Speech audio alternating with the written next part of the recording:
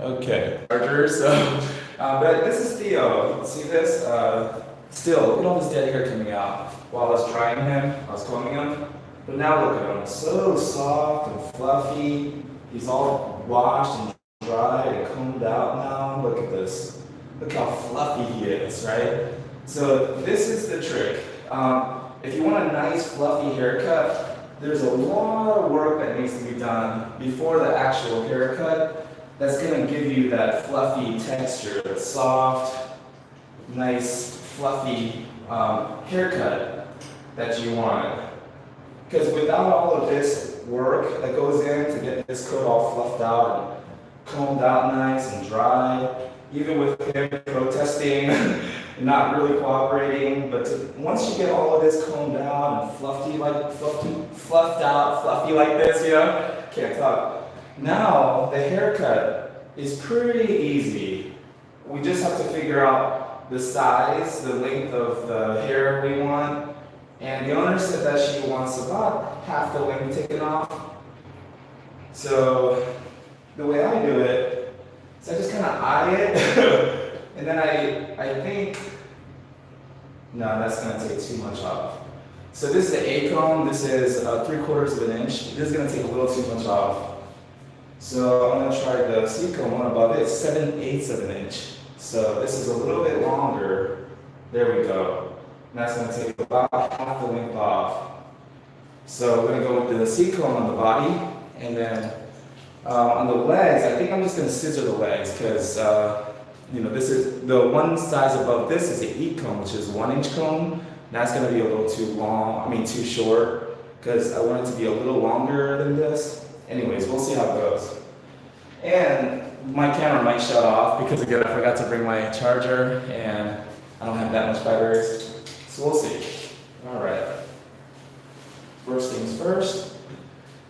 Whichever side you're going to start clipping first, you just want to fluff it out, comb it up, get all the hair standing. There we go. And what I like to do, especially with longer, you're not going to start right at the back of the head like a regular puppy cut. You're going to start back here where the shoulder blades are. Right? You know what? Let's do it like this so the lighting is a little better. All right. So we want to start here, kind of in that long neck into the shoulders. It doesn't look like their head pops out of nowhere. There we go.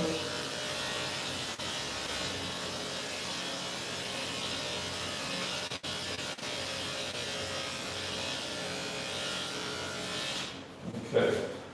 So that's the importance of dematting and combing and everything, because right here, it's catching on something. And even with all of that combing I did before and after the bath, just comb that out. Because if the comb doesn't catch it, and it's still in the comb guards, the attachment guard,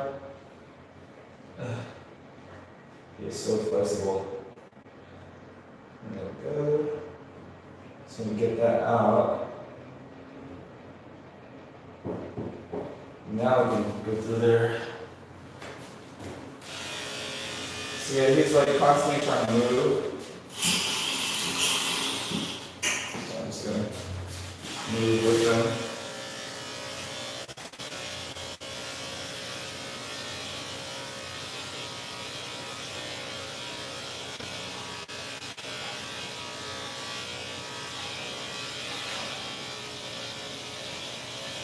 Okay. Trying to step over. He's constantly trying to move out the way, step over. So he's definitely not a show dog. And so a lot of pet dogs aren't going to sit still and behave for you. Whenever you're trying to clip a certain area, they're going to turn that way, turn into it. He's going to use his head and his muzzle to try to push it out the way. He's going to use his back legs here to step over. So you just got to be patient. Much better though. This is much better behavior than his first 2 times. I think this is my 3rd time bringing him. And already behaving much better. He's not jumping around or popping anymore. You know, he's just kind of a little bit like, I don't really want this. But at least now he kind of knows the process. So here, under the chin, I'm just going to go right here on the neck. And of course, I'm going to scissor all of this. So even though it kind of looks choppy and it doesn't look so smooth right now with the clippers, that's okay. Because with the clippers, we're just kind of setting the length and just getting all the hair about the same length all over quickly. And then we'll do the fine tuning and the shaping, all of that with the scissors. Okay.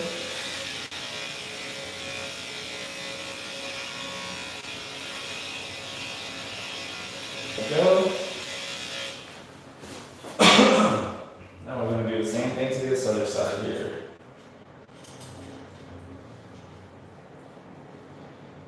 There we go. And that's the thing, when you have confidence in your scissor skills and you know how to control the scissors and handle them, and you can cut where you need to cut, then the haircut starts to everything just starts to click a little bit better. And you realize, I don't have to actually perfect the haircut with the clippers. I'm just setting the length. And so then, because a lot of times my OCD will kick in, and I just want to keep going over it and over it, so it'll be smoother. But then I have to remind myself, like, oh yeah, that's right. I'm actually going to use the scissors to smooth it out and finish the haircut. I'm just setting the length. So sometimes I have to remind myself, just, hey, let it go, I know it's not going to look nice. It's going to look a little choppy, but that's okay.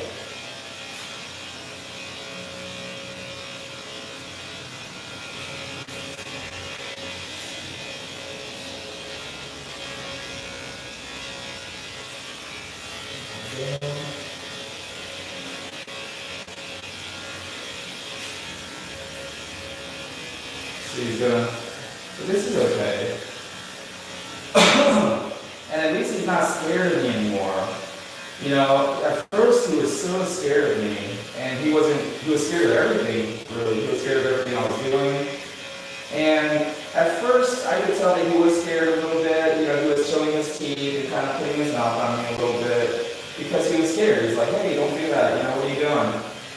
But then when I was washing him earlier, I was brushing his teeth, and he really just didn't want me brushing his teeth. And he kept scratching his head back and forth, trying to prevent me from, brushing his teeth. But I was just, persistent, patient, and I kept doing it. And then he got full on mad and just attacked me. And check this out. I was bleeding a little bit here. Look at that. I was bleeding a little bit right there, because he just full on just started biting hard. Because he was upset, and that's when I actually corrected him. No, basically biting him back, not hard or angry. And that's the thing, you never want to be angry, because then he feels like it's a fight, and it's not. But when he bit me that hard, because usually when he turns and bites and things like that, I don't react. I just whatever, I let him see that it's no big deal, that this is no big deal. And you're making a big deal out of nothing, and I'm still going to do what I'm going to do, because it has to be done. And so I just kind of proceed as it's business as usual. But when I can tell that it's no longer a scared bite, and it's no longer this, stop, and it's a full-on just attack, and they break skin, and they get mad, that's when I correct them and let them know, hey, that's not nice. You can bite me, but you can't be angry about it and try to break my skin and make me bleed. So after we had that little discussion in the tub earlier, right? It's all good now. Usually he would kind of turn and bite and stuff like that, but now, we have an understanding, I'm not going to hurt him no matter what, and I'm not going to be angry, but if he does cross the line and he bites to where it breaks skin and he is actually trying to hurt me, like, that's not acceptable behavior, you know? But I think that the most important thing is to let the dog know that it's okay to be scared, it's okay to express yourself, but it's not okay to bite, to hurt. You know, because I don't ever want the grooming session to, in his mind, be like, you know, this big fight, like a sparring session, you know, like, I don't want him to think that whenever he gets groomed, he's gonna have to defend himself, you know, because he doesn't. And that's not what grooming is, that's not what grooming should be.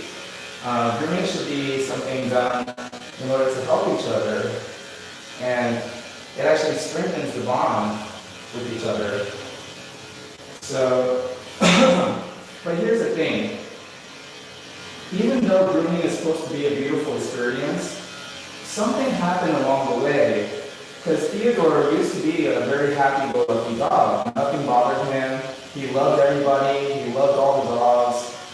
But something happened where he got groomed, and he was shaking. He was traumatized. He was hurt. Something happened, and then from that day forward, grooming has always been an issue for him and his owner as well, his parents. And which is why they reached out to me. And that, you know, I'm used to this, of course. This has kind of become my specialty. Grooming dogs that don't behave or behave aggressively. But the key is, you can correct them, and it's necessary to correct them when they're behaving that way, but you can't do it angrily. You can't be angry when you do it. You gotta take your emotions out of it. Just like at school. You know, if my kid was acting up at school, I would expect the teacher to correct my child, but not angrily, right? It's okay for a teacher to correct my child at school, but just don't do it angrily, or I will be angry, you know? So I think like everything in life, it's not so much in what you're doing. I think it's so much more important than what it is you're actually doing. Oh my goodness, so this is an analogy that I like to use, and I know it might not be appropriate, but bear with me. Just like when two people engage in physical intimacy, right? When two people become intimate, and they engage in making love, right? We even call it making love, right? And they both, it's consensual. They both want it, they both enjoy it, they both trust and love each other, and they become physically intimate. That's called making love, right?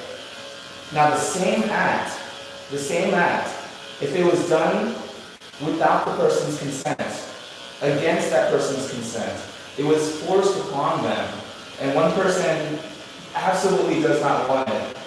It could be the same two people, you know, but for some reason, let's say they got in an argument, and now one person just is not in the mood for it, right? And it's forced upon them. Now, that same act, same beautiful act of making love, becomes something unspeakable. It becomes something terrible. Same thing with grooming. Grooming is such an intimate, it's such a loving act, you know? To groom somebody, to groom another animal, to help them feel better, more comfortable. You're putting in time and effort to help them, and you're doing something for them that they can't do for themselves. This is a very beautiful and intimate act. But if it's done, you know, it's beautiful. It's a beautiful thing. But if it's done in a way where it's against one's wishes, you know, and the dog is forced, physically forced, and you know, then the same beautiful experience that was intended to help the dog can become something unspeakable, something terrible, and something that traumatizes the dog, and they carry it with them, sometimes for the rest of their life, if nobody steps in to try to reassociate the activity with something more nice, you know, caring. It takes a while, it takes patience, because even though he's acting nice now like this, this wasn't how he was the first time, you know? So you just have to be willing to cross that bridge, allow them to get their, frustration out, allow them to express themselves and bite if they need to, and correct them if you need to, if they bite too hard. But you don't want to do it out of anger. You want to do it out of love and out of compassion because you care about them. There you go. And then you get this dog who actually trusts you, So, see how choppy this is? It's because his hair is so light and long, but it's okay. And all of those lines, clipper lines and choppiness, it's going to go away once I scissor him. But just so I don't have to do so much scissor work, what you can do is just comb back forward, back up, and then just go back down one more time.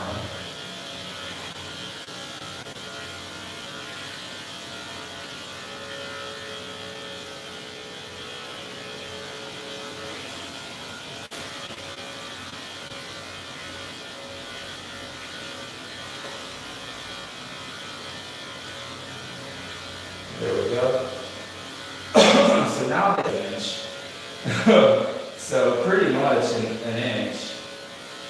So that's why I don't want to use the 1 inch comb on his legs, because then it's gonna look too much like his legs are too short, because 1 inch is too close to 7/8 of an inch. So if I go through with the comb guard on his legs, it's gonna make his, so I'm gonna just scissor his legs and not use a comb guard. Which is, it's going to take a little extra time. Using a comb guard will save me a little time, but it's okay. There we go.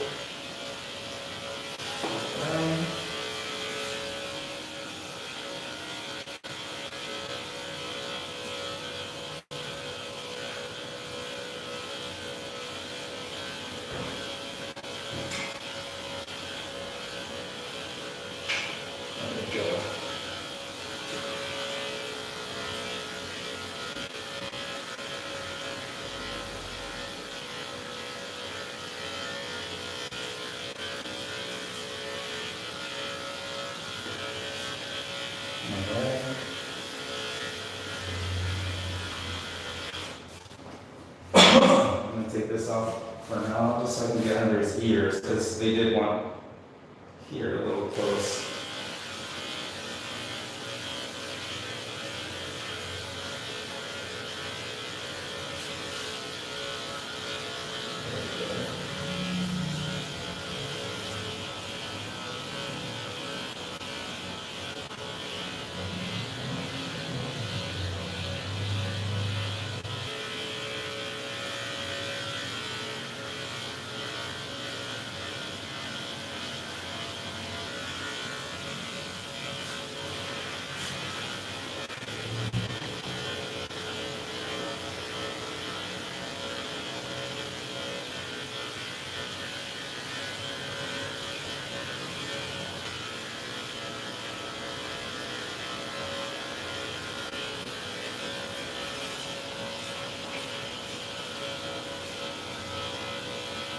Alrighty.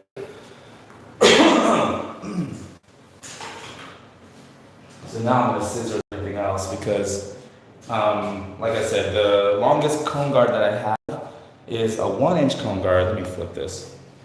So that means that if I went through with the 1 inch comb guard with his legs here, it'll look about the same length the body is, and that's going to make him look like he's on chicken legs, And it's going to, it just makes it look so much better when his legs are thicker and longer. It just makes him look like he's got more balance to him, more sturdiness. So anyways, now I'm gonna go ahead and do the scissor work. Oh wow, we got questions. Hey, because you were on my last live stream when I was showing you how to comb out all the tangles. Rebecca, oh wow, thank you. You spotted, you got it. You're awesome, Rebecca. Triple Lotus. Oh wow, Triple Lotus is on here. I got it. Hi, Junior. I found one of your live feeds. You're so good with Theodore. Energy makes a huge difference in the calming state of. Yeah, exactly right. Oh my goodness. Good boy, Theodore. Okay, Emma, hi, I was just watching one of your videos when you pop up live. Oh, okay. How do you handle dog? How you love how you handle the dogs. You're great. Thank you, Emma. Isn't this amazing? Shoot, they have like this whole grooming room in this apartment complex. So like, wow, shoot. Anyways, the acoustics in the room make it hard to hear you when you get up close to the camera. The sound is. Oh, okay. Sorry about that, Triple Lotus. Emma, you were so right. I learned that with my 5 dogs. It was so much easier grooming them after a few times of trying my best not to get stressed. Exactly. Because when you start getting stressed out and frustrated and things like that, they start to associate this whole activity, this whole process with you being frustrated with them. And it just, because when I was younger, it's like, going to the store or something, or going anywhere, get ready, get in the car, blah, blah, blah. And it's like, you get to the grocery store or whatever, and I remember walking down the aisles and like, Mom, can I have this cereal? No, you eat Cheerios, not even the Honey Nut kind, you eat regular Cheerios. It's like, oh man, can I please try the Rice Krispie treats? No. Cocoa Puffs? No. It's like, so I always just associated going to the grocery store with my mom as a kid as like a horrible experience. I didn't like it, but now I like to go to grocery shopping because I go and buy stuff that I want to eat and cook for myself, But anyways, maybe that's not a great experience. But all I'm saying is that the way we feel about what we're doing has a huge impact on how the dogs feel about it. Okay. So true. Grooming is such a personal thing. Exactly. That looks like a lovely dog, but how do they keep him so white? You're looking at him, baby. This is how. I'm just kidding. This Desiree Miranda, wow, welcome back to YouTube. Oh, it's good to be here. Oh man, I've been gone for a while, right? It's good to be back.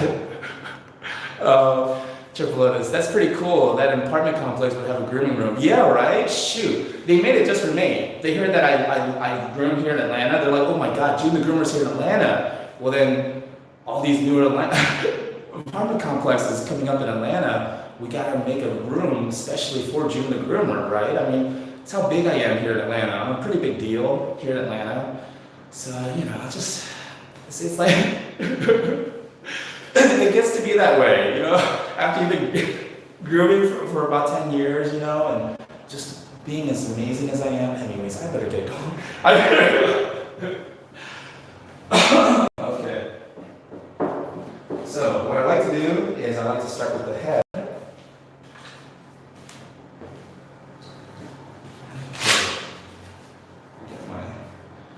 Check this out, baby. So,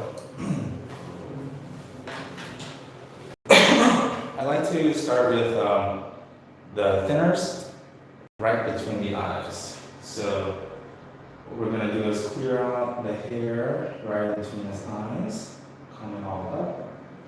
Right, buddy? There we go. And the angle is pretty important. If I go down a little bit like this, then it's going to make it look too flat. So I want to try to get as horizontal as possible, that round. But I still want to get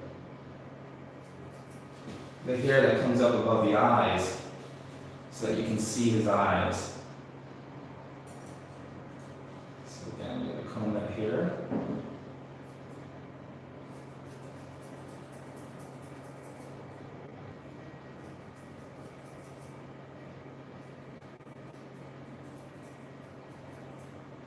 Okay. See that? So just with that light trimming there, you can see what a difference it makes. See? On this side that I just trimmed, right? You can actually see his eyes. Right? On this side that I trimmed, see that? You can actually see right into his eyes. And on this side, it's a little bit. So anyways. Triple S. The ATL catches on to June the Groomer. Yeah, right? Shoot.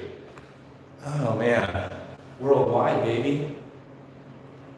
Okay. Oh, sorry, I just had a text message that came in. All right, so.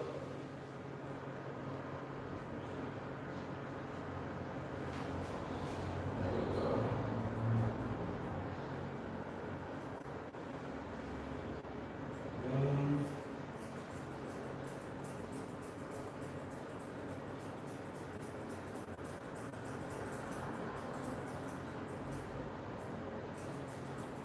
Man, I'm kind of looking at myself in the camera, and they say the camera adds 10 pounds. I'm like, wow, 10 pounds is generous. It's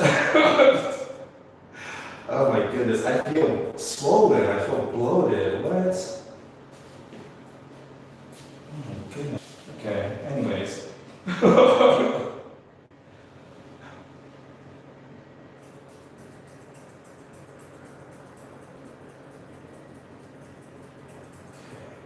I'll be honest, I haven't been going to the gym.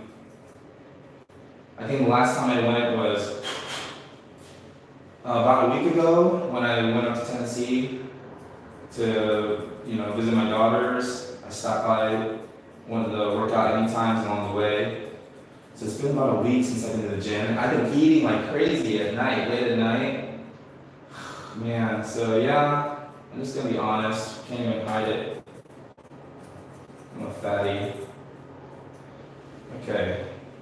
There we go, buddy. This side's not looking too great.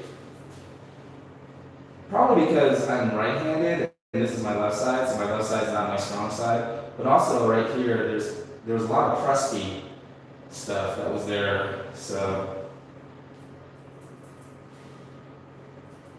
there we go.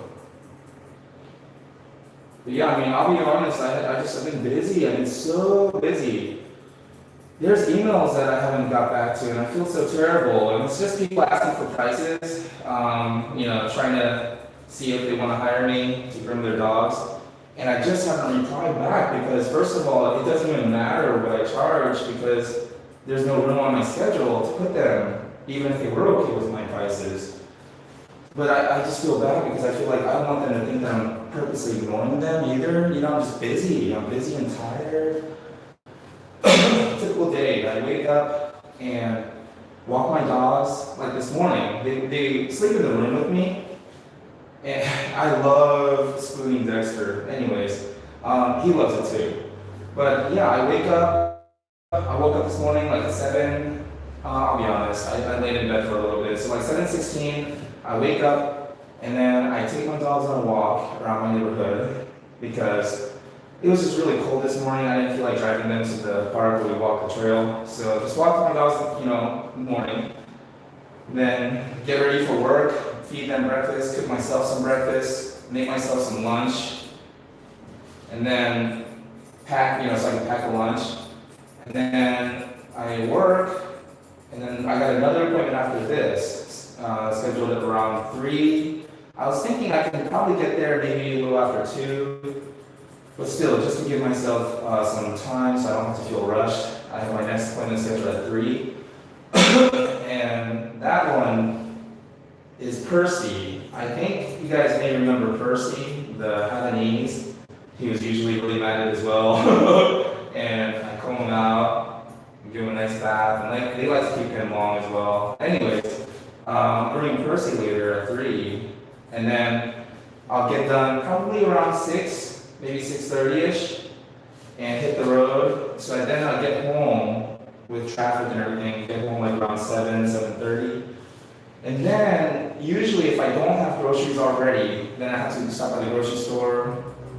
Oh my goodness, I was thinking about sharing my kale salad recipe because it's super easy, super delicious, and super cheap, super healthy too. Anyways, just go grocery shopping, come home, make the dogs dinner, and then cook myself dinner.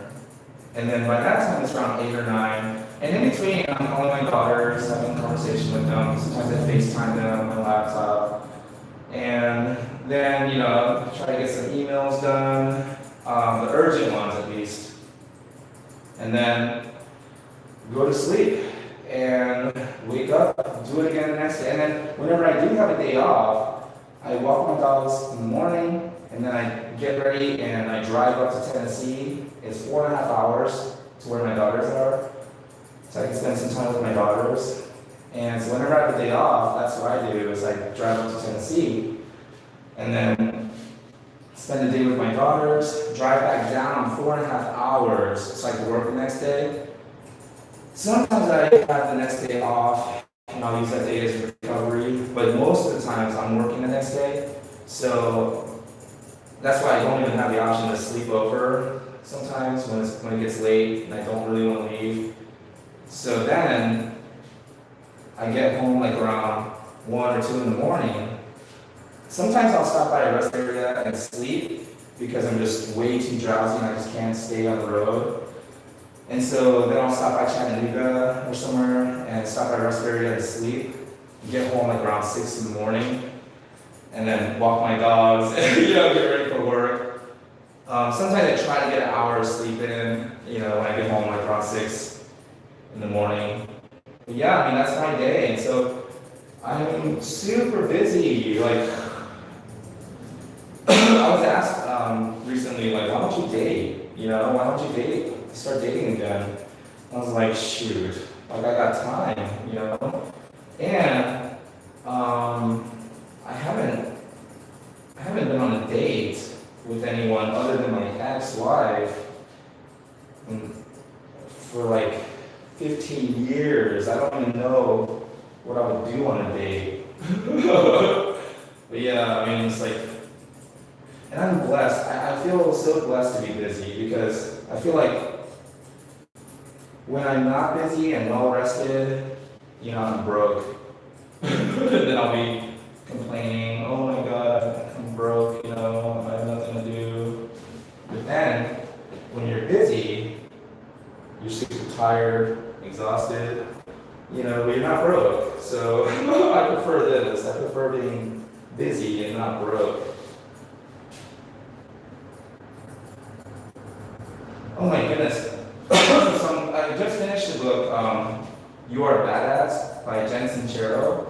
And it was an awesome book. And she kind of touched on, how we need to rework a lot of the beliefs that we grew up with about money, about ourselves, about everything. But yeah, it's a really good book. I actually started her other book, You Are a Badass at Making Money, because I realized a lot of the struggles that I have about money and finances, it probably comes from a lot of the childhood beliefs that I picked up as a child along the way, and never really examining whether those beliefs were true or not, just kind of accepting it because as a child, I just picked up the stuff that was around me. But now, I realize like we're all, I don't want to say we're all rich. We all have the capacity, we all have the capability, the potential to be rich. We just have to get clear on what our definition of rich is, because rich is not a set number in the bank account, because even if you think $3 million would be considered rich, if you had $3 million in the bank, then you'll be rich. If you owe 4, you may be a millionaire, but you're broke. So being rich is not a number, I realized. There's another really good book that I read about, about money and becoming rich and stuff. What was his name? Ramid, I forget. Anyways, the book is called I Will Teach You to Be Rich. And in that book as well, he brings that up, that everybody's definition of rich is going to be different. And I like the way he puts it. He says, bring it out of the clouds and onto the street, Instead of saying, oh, I want to have enough resources to be able to do what I want. And he's saying, what is it that you really want? What does that look like? Is it going to a carnival, and buying all the tickets and going on all the rides? Like, what does it look like on the street level? And I really like that, because once you can become clear, then when you have a clear goal, you have a much better chance of achieving it, because you can't hit a target that you can't see. Anyways, why am I rambling? Because that's what I do.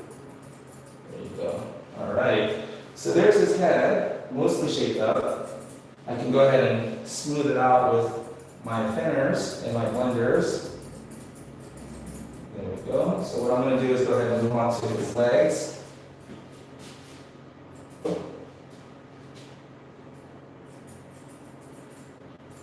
Okay. So now that his head is pretty much done, we can go ahead and scissor his legs, get everything nice and neat, and then he is all done. Okay, let's put this back on here. Good boy, Theodore. Oh my goodness, is he a cutie or what? Oh my goodness, Theodore. Mwah. Okay.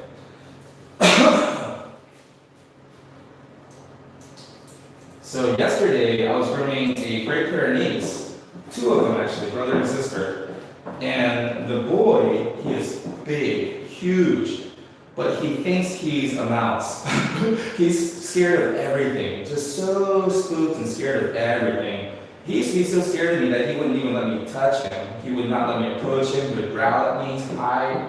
But over the years, I think, yeah, because I've seen him for like over a year, almost 2 years now. So he's gotten used to me. And so yesterday I was combing him and grooming him. And when I got to this area, this back leg area, again, sensitive for most dogs, he started growling at me. And I have to be honest, it was intimidating. Even the owner heard, he growled loudly. She heard in the other room. And it was scary. But I told you cannot allow yourself to feel scared or angry or frustrated or any of those things when you're grooming a dog. Because once you introduce fear or anxiety or frustration or anger, the dog feels it and then it's game over. So even though I kind of felt a little bit intimidated because he's a huge dog growling at me, what I did was I just snuggled up to him. I was like, oh, come on, Sebastian, and he calmed down. I wouldn't suggest other people do that because that's extremely dangerous. A great Pyrenees, if he's growling at you and then you snuggle up to him, he could rip your face off. He could crack your skull. I think it works for me because I really believe it. I really believe in what I'm doing. I think that's why it works for me, but I wouldn't suggest, because if you do have that fear inside of you and you feel it and you do that, you do it hesitantly or timidly, they feel that and then bam. So, yeah, I don't know. For me, this is not artwork. This is my life. This is my identity. It's who I am, I work with dogs. And I try to understand them. I try to respect them. And I give them, my best every single day. I feel like to do less than that, to give them less than my best, would be dishonorable as an artist.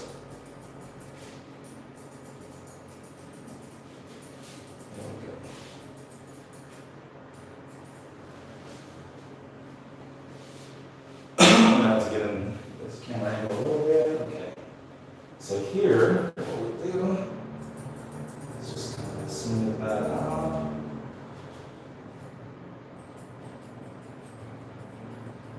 There we go.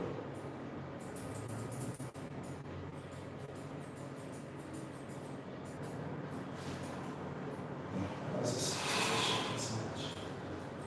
There we go.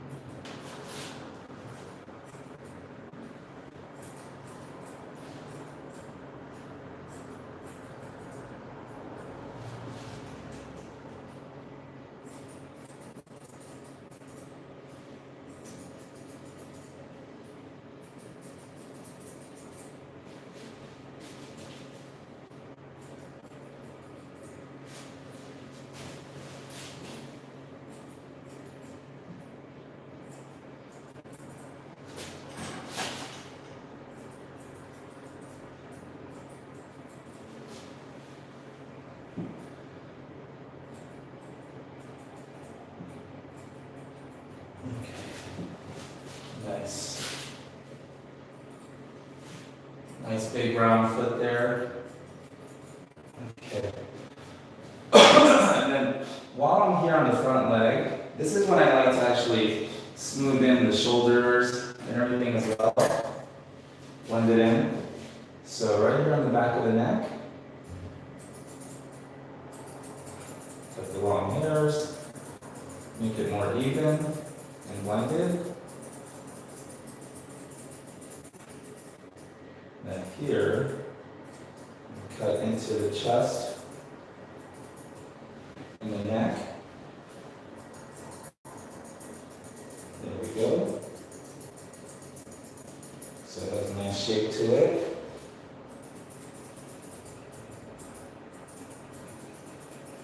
Alright. But yeah, I gotta get back to the gym. I haven't canceled my membership to the gym, even if I don't go for like a whole month or two.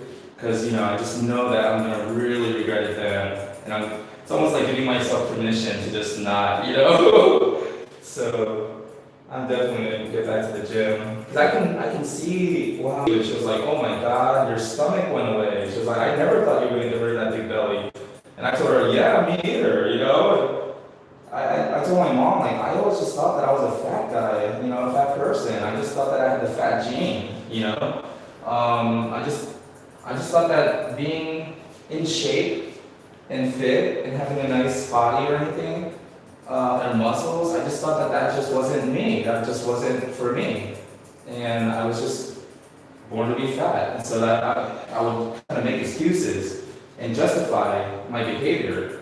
And I would tell myself, after I finish a whole box of Cheez-Its, at night, watching Netflix, I just tell myself, well, this is just what a fat person does, it's okay, right?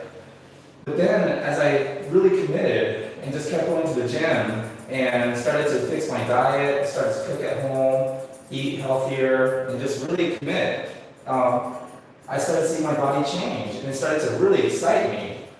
And I told my mom, I realize now that if I want to be, fit and strong, I just have to do what fit and strong people do. And I watch them at the gym, and they're there every day. When I was going every day, I would see the same guys there every day.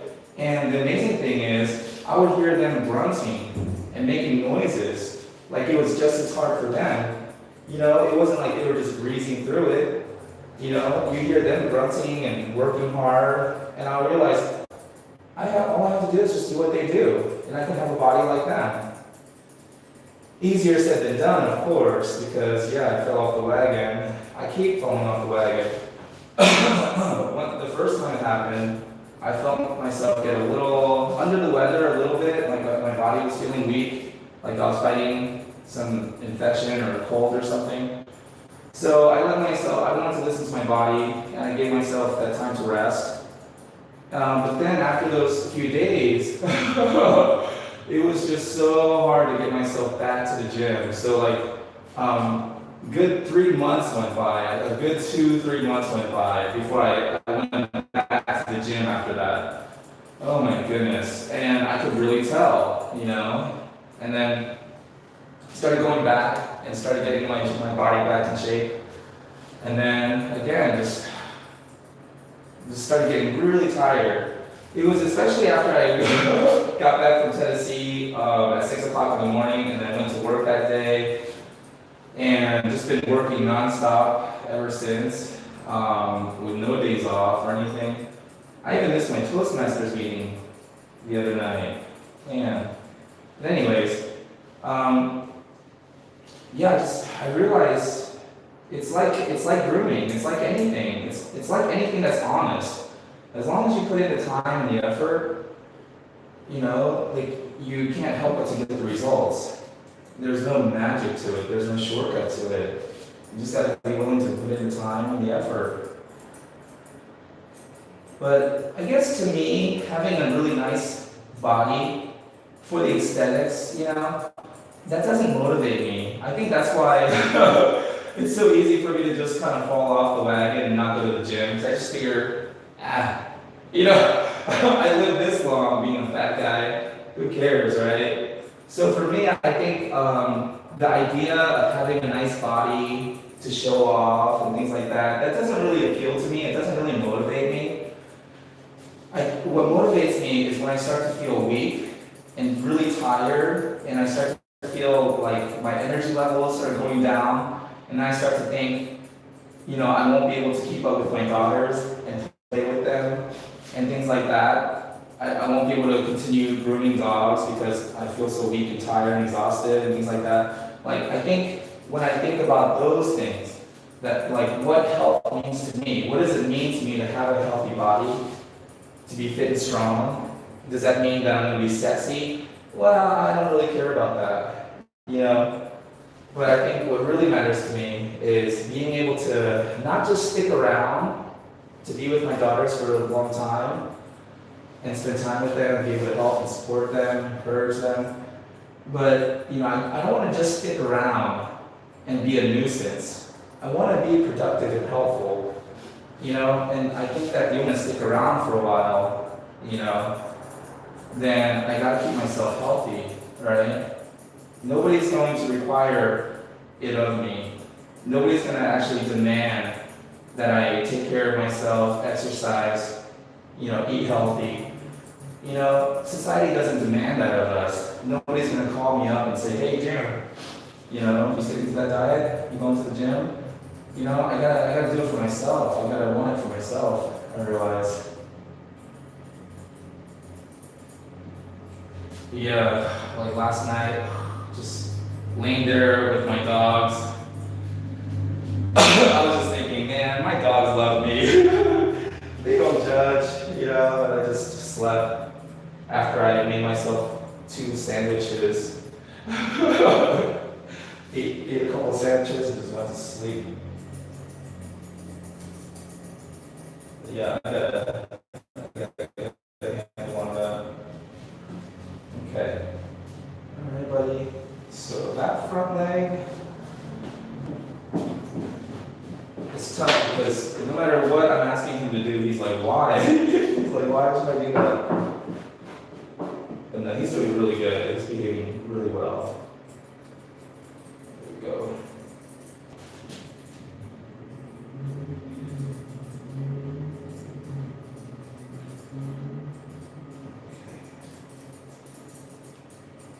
Okay, and it's still looking pretty choppy here, but I'm going to show you a little trick for that. Like here, and his neck and chest, it's looking pretty clumpy and choppy. And that's because there's still a bunch of that undercoat that's just making everything clump together. So I'll show you how to fix that. But for now, because what I used to do, which would really trip me up, is try to get every area perfect before moving on to the next section.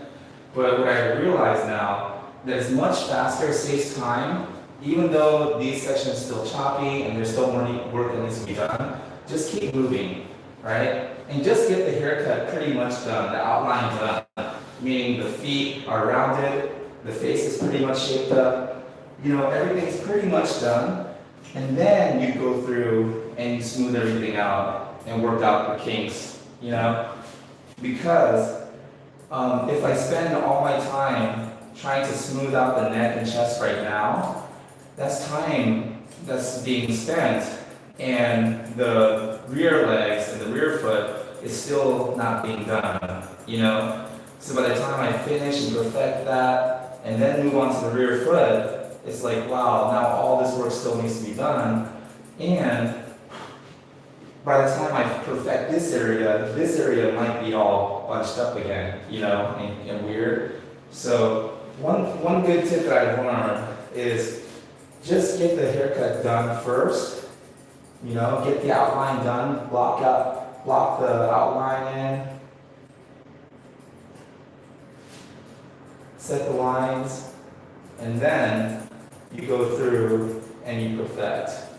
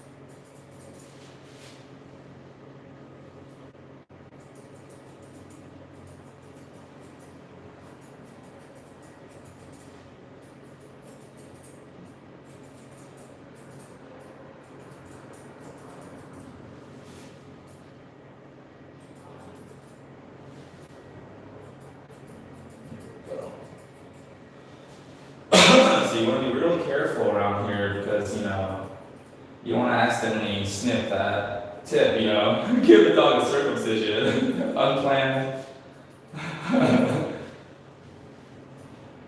unexpected circumcision.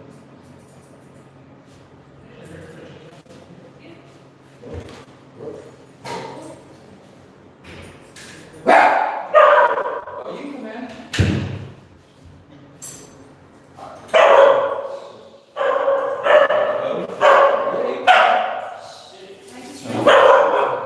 Turn this. Oh, you're good.